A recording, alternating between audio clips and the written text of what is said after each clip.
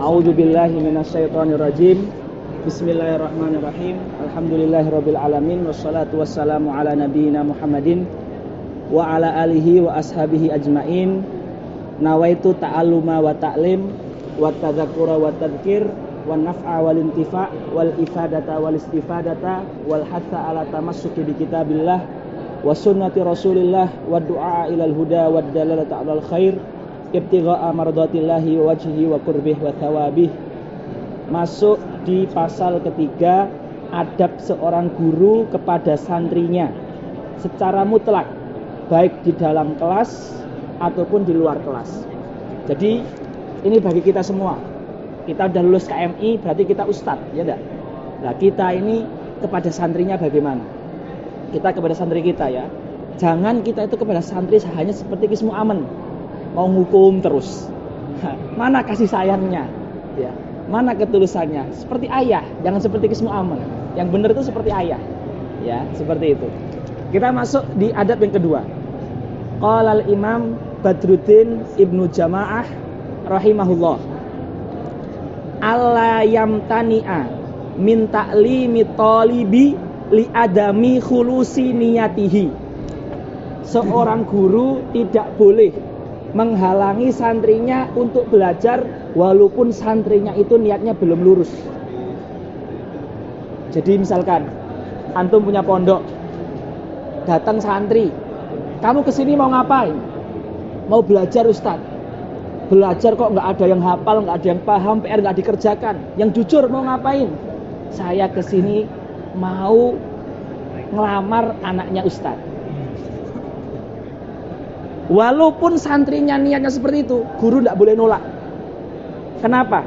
Kata salafus soleh, ta'alamtu li ghairillah fa'abal ilmu illa an yakuna lillah. Saya belajar tidak karena Allah, tapi ilmu memaksa saya agar untuk Allah. Jadi ilmu itu yang akan memberikan efek dengan takdir Allah, dengan taufik Allah. Jadi sejelek-jeleknya kita itu belajar terus. Sama, walaupun kita masih banyak maksiat, tetap harus selalu sholat. Jangan terus kepikiran, oh katanya sholat yanha anil fahsya wal munkar, kok saya fahsya dan munkar daiman. Sholat terus. Kita tidak tahu sholat yang keberapa rahmat Allah turun merubah karakter kita. Maka kata salaf apa? Istighfaruna yahtaju ila istighfar walakinna nastaghfir. Istighfar kita itu butuh diistighfari. Walaupun seperti itu, tetap harus istighfar. Kenapa? Coba ya, kita astagfirullah, astagfirullah. Ada riyaknya enggak? Ada. Khusyuk enggak? Enggak. Kalau enggak khusyuk, istighfar itu berarti apa? Ngece Gusti Allah. Menghina Gusti Allah, istighfar kok hatinya enggak khusyuk, itu kan menghina Gusti Allah. Jadi istighfar kita itu butuh diistighfari. Tapi walaupun istighfar kita butuh diistighfari, tetap kita harus selalu istighfar. Sama. Belajar mencari ilmu syar'i ya, setelah niat kita diluruskan, walaupun kita masih jelek, akhlak kita belum sempurna, ibadah kita belum baik, sholat subuh belum di masjid ya, sholat subuhnya belum sempurna, bangunnya terlambat, walaupun ini harus diperbaiki. Karena apa? Kalau kamu mau melihat seorang muslim, maka lihat di sholat Jumat. Kalau kamu mau lihat seorang mukmin, maka lihat di sholat subuh. Kalau kamu mau lihat seorang muslih, orang beriman tapi juga mempunyai ruh untuk memperbaiki orang, lihat ketika sholat tahajud. Amin. Jadi seperti itu. Kata Imam Dhahabi, ini saya pengen memberikan kisah. Jadi, ya, tidak usah ya. Tapi tidak apa-apa. Ya. Jadi Imam Dhahabi pernah bilang di kitab Tarikhul Islam. Tarikhul Islam itu 52 jilid ikhwah, segini. 52 jilid. Beliau ketika itu menerjemahkan seorang ulama yang hidup di abad kedua, Imam Abu Hanifah, tahu ya? Imam fikih yang pertama kali itu, Imam Abu Hanifah.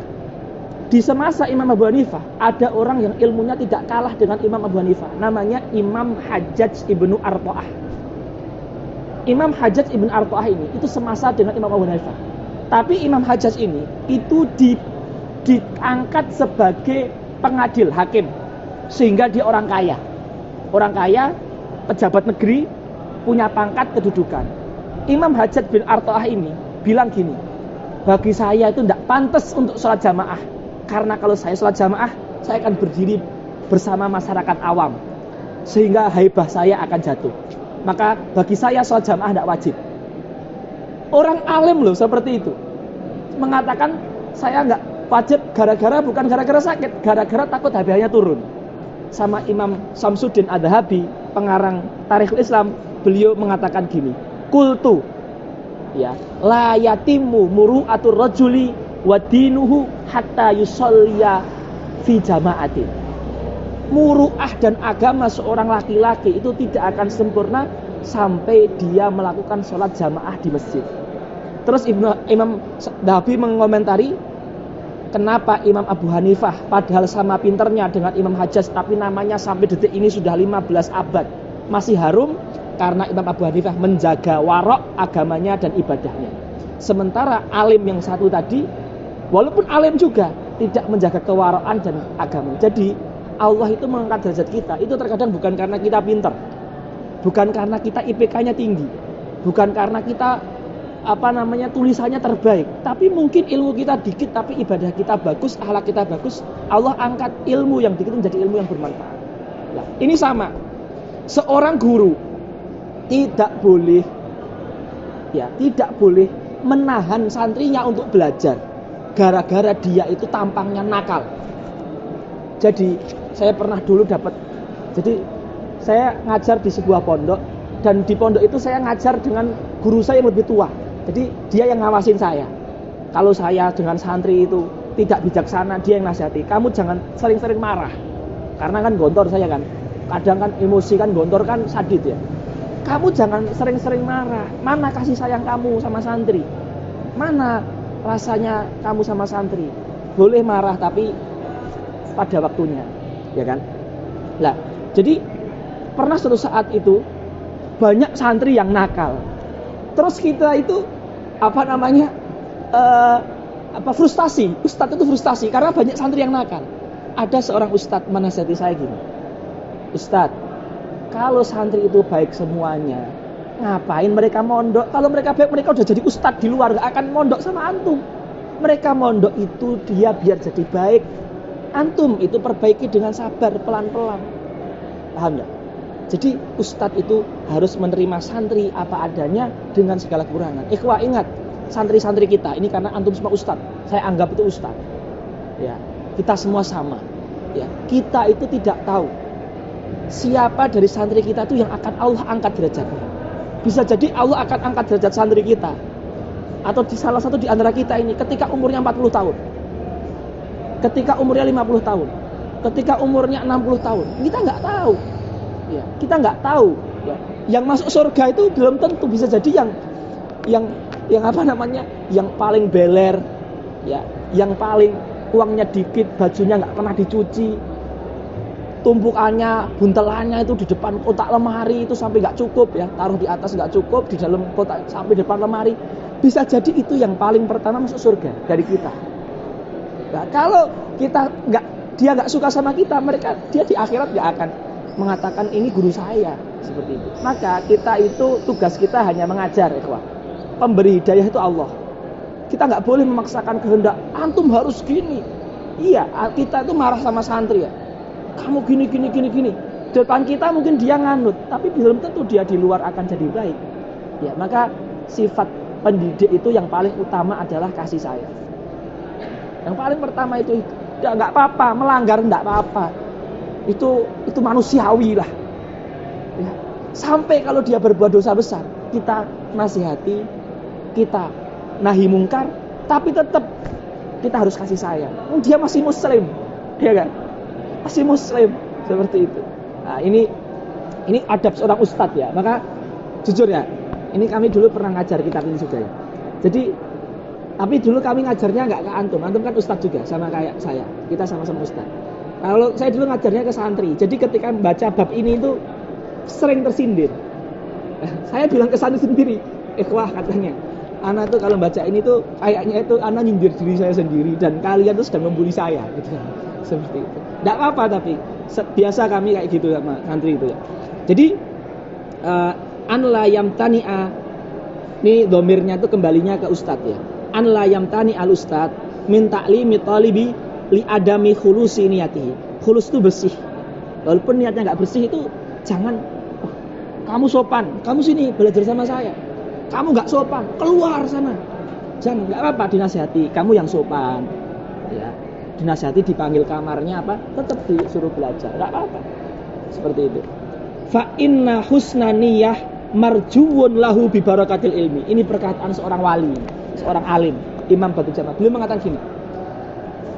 Ya, fa inna husna niyyah. Walaupun santri kita itu awalnya enggak ada niat belajar, dengan keberkahan dia mendengarkan ilmu, itu nanti berkah ilmu itu yang akan menjadikan niat dia baik. Berkah ilmu itu. Paham enggak? Jadi santri nakal, anak nakal, bandel, kabur terus, Ponorogo, ikut grebek suro. Enggak apa-apa, kita tetap ajarin dia hadis, ajarin dia bahasa Arab. Kalau punya makanan kita kasih, kita doakan. Kadang kita tuh tidak doakan santri kita, hanya mengikop saja. Nah, ini tidak benar seperti itu, nggak sesuai dengan kitab ini. Kalau kitab ini itu mengatakan tetap ajari. Bisa insya Allah dengan ilmu itu, kalau gurunya ikhlas, ilmu akan memperbaiki niat dia. Ilmu itu soalnya soal hati sebenarnya, mentransfer iman, mentransfer akhlak. Jadi hati dia. Jadi kita mau pukulin santri kita tuh sampai babak belur, itu kalau hatinya nggak berubah, dia nggak akan berubah. Ya, makanya ajarkan, doakan, kasih sayang, ajarkan, doakan. Kalau kesalahan marahi, tapi sudah nggak usah dipukul. Dulu sama saya di Gontor juga punya pengalaman seperti itu ya, kurang baik itu. Tapi ketika itu saya belajar fikih kan, saya mencari kalam fuqaha tentang pemukulan itu sebenarnya hukumnya apa. Akhirnya saya buka di kitab namanya Hasyiatul Bajuri ala Fathil Qorib. Hasyiatul Bajuri ala Fathil Qorib ala Matni Abi Syuja. Itu buku kalau di fikih Syafi'i di pesantren itu terkenal. Saya baca di situ diterangkan gini. Memukul santri itu hukumnya boleh dengan syarat pertama, dapat izin dari orang tua santri. Kedua, dinasihati itu nggak bisa. Jadi memukul itu cara yang terakhir. Ketiga, pemukulan nggak boleh melukai dan tidak boleh di anggota tubuh yang rentan dan berbahaya seperti wajah, kemaluan, perut dan sebagainya, mata. Di mana? Di kempol sini. Dan nggak boleh melukai. Terus dicontohkan seperti memukul dengan kain, sarung diginikan terus dituk gitu. Jadi seakan-akan pemukulan itu hanya simbolik. Jadi seakan-akan santri itu ketika dia dinasihati dan ustadznya itu seorang ustadz yang baik ya. Ketika dia dipukul sekali itu seakan dia tuh malu sekali. Jadi pemukulan itu simbolik sekali. Bukan hakikat mukulnya itu, tapi simbolnya saja. Dengan syarat yang sangat susah tadi. Dan itu pun harus terakhir. Jadi kalau dia belum menasihati kok langsung mukul, dosa. Kalau dia mukul misalkan, tapi dia itu memukulnya itu sampai ada beleretan, dosa. Seperti itu. Nah, itu di fikih, di syariat itu seperti itu. Jadi boleh tapi terbatas. Jadi ini penting ikhwah. Qala ba'du salaf. Nah, ini ulama salaf mengatakan talabnal ilma li ghairillah. Jadi ulama salaf sendiri, ini perkataan kalau enggak Sufyan ibnu Sa'id Ats-Tsauri, Sufyan ibnu Sa'id bin Mansur Ats-Tsauri, ini Sufyan ibnu Uyainah. Ini perkataan salah satu dari dua orang itu. Saya lupa hari ini. Beliau mengatakan gini, talabnal ilma li ghairillah. Saya mencari ilmu tidak karena Allah. Fa'abal ilmu an yakuna illa lillah. Tapi ilmu itu sendiri yang memaksa diriku agar untuk Allah. Jadi udah belajar aja terus. Enggak usah wah saya niatnya belum benar, belajar terus nanti akan benar. Wah saya masih bukan lillah, saya li sangu, li uang saku atau li futsal atau li basket ya. Enggak apa-apa, belajar aja, nanti akan ikhlas sendiri. Ya, seperti itu ya. Baik. Qila maknahu fakana. Jadi apa arti ibarat ini? Kana akibatuhu ansara lillah. Jadi nanti pada akhirnya itu ilmu itu akan lillahi ta'ala. Jadi ini penting ya. Ini seorang ustadz ya, tidak boleh kita menolak santri kita. Maka di PKU itu ada seorang ustadz yang mana dia mondoknya di Sidogiri. Saya dengar dari beliau gini katanya, di Sidogiri itu tidak menolak santri karena dari pendirinya itu tidak menolak santri. Maka pondoknya itu sampai kalau antri kamar mandi itu 10, 15, 20 gitu. Karena apa? Pondoknya hanya muat untuk 10.000 atau 16.000, santrinya 26.000. Tapi karena itu jadi nilai pondok itu, sunnah pondok nggak bisa ditolak udah. Jadi ada pondok yang nggak menolak santri. Dan itu perkara istihad ya kayak itu ya. Itu perkara tidak harus ya, tetapi maksudnya setiap pondok punya kebijakan masing-masing. Ya, kita lengkapi sedikit ini pasal kedua. Li anna ikhlasun niyah law syurita fi ta'limil mubtadi'in fihi ma'a usrihi ala katsirin minhum la adda dzalika ila tafwitil ilmi katsiran minan nas. Kenapa kok tidak seorang guru tidak boleh mensyaratkan niat santrinya harus benar dulu? Walaupun niatnya salah harus tetap diajari. Kenapa? Kalau kita syaratkan santri masuk pondok niatnya harus benar, nanti santri nggak ada yang mondok. Karena namanya orang baru mondok itu apa tahu niat? Nggak tahu. Terus kita nggak boleh, kamu belum bisa, kamu niatnya kesini ngapain? Oh yang penting disuruh orang tua. Oh kamu belum punya niat, pulang. Nah, nanti ilmu Islam hilang, syariat Islam hilang, agama hilang, orang kafir yang menang nanti. Itu kata Syekh Ibnu. Kenapa kok kita nggak mensyaratkan niat yang benar bagi santri yang pemula? Karena kalau kita syaratkan yang benar nanti nggak akan ada santri, nanti nggak akan ada yang mencari ilmu, paham? Dan akibatnya agama Islam ini akan hilang. Baik. Lakinna syekha yuharridul mubtadi' ala husni niyyah bitadrijin qaulan wa fi'lan. Tapi seorang guru itu berusaha memperbaiki niatnya santri dengan diajari pelan-pelan seperti tadi sebelum saya belajar tadi. Nawaitu ta'aluma wa ta'lim, itu niat itu ditulis oleh siapa? Imam Sa'ad Al-Haddad, itu ulama Yaman, punya kitab namanya Kitabun Niyat. Kitabnya udah kira-kira mungkin 100 tahun yang lalu ya, baru disyarah oleh ulama Indonesia S3 di Al-Azhar namanya Syekh Lukman Hakim Al-Lomboki. Sekarang beliau Syekh di Malaysia, alumni pondok di NTB sana namanya Al-Gontori itu. Pondok Al-Gontori di NTB, nama pondoknya ada Al-Gontorinya gitu. Beliau berapa puluh tahun itu di Al-Azhar, ulama besar, Al-Kausar Al-Gontori. Ya, beliau itu punya syarah Kitabun Niyat. Mantap itu. Ulama Indonesia nulis tulisan Arab dicetak di Mesir. Nah, di Kitabun Niyat itu selalu diajarkan sebelum belajar agar membaca tadi. Nawaitu ta'aluma wa ta'lim wa tadzakkura wa tadhkir wa naf'a wal intifa' wal ifadata wal istifadah wal hatha ala tamassuki bi kitabillah wa sunnati Rasulillah wa du'a ilal huda wa da'watul khair ittiba. Itu walaupun pertamanya mungkin hanya ditiru-tirukan, itu lama-lama jadi meresap di hati. Baik ya. Baik. Wa yu'allimuhu ba'da unsi bihi annahu bi barakati husni niyati yanalu rutbatal aliyata minal ilmi wal amal wa faidhil lataif. Dan dengan kita belajar terus itu akan dapat faid. Faid itu curahan. Lataif artinya rahmat. Kita rahmat Allah itu akan turun pada waktunya nanti. Wa anwa'il hikam wa tanwiril qalbi wa insyirahi sadri wa taufiqil azmi wa isabatil haqqi wa husnil hal wa tasdidi fil maqal wa ulwi darajat yaumal qiyamah. Kita baca satu pasal aja. Intinya ya. Ini intinya dua. Bagi seorang guru tidak boleh menolak santri gara-gara santrinya kurang baik di mata kita. Bagi kita seorang pencari ilmu, jangan gara-gara niat kita belum lurus berhenti belajar. Belajar terus, nanti ilmu itu dengan berkah Allah dan taufiknya dia yang akan memperbaiki diri kita. Sebelum kita tutup, ada pertanyaan?